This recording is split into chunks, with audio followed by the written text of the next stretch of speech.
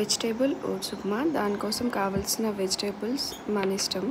నేనైతే ఇక్కడ tomato, carrot, ఇంకా బీన్స్, కొంచెం పచ్చిమిర్చి, ఆనియన్స్, ఇంకా గ్రీన్ పీస్ తీసుకున్నాను.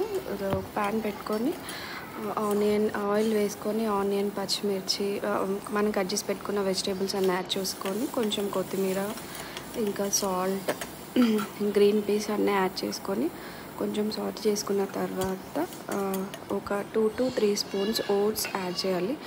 ఓట్స్ మనకి హెల్త్కి మంచివే కానీ ఎక్కువ తినకూడదు, అందులో హై ఫైబర్ ఉంటుంది. సో ఓట్స్ అట్లా తిన్నప్పుడు ఎక్కువ వెజిటేబుల్స్ యాడ్ చేసుకోవాలి, తక్కువ ఓట్స్ యాడ్ చేసుకోవాలి. నాకైతే సూపీ లాగా ఇష్టము.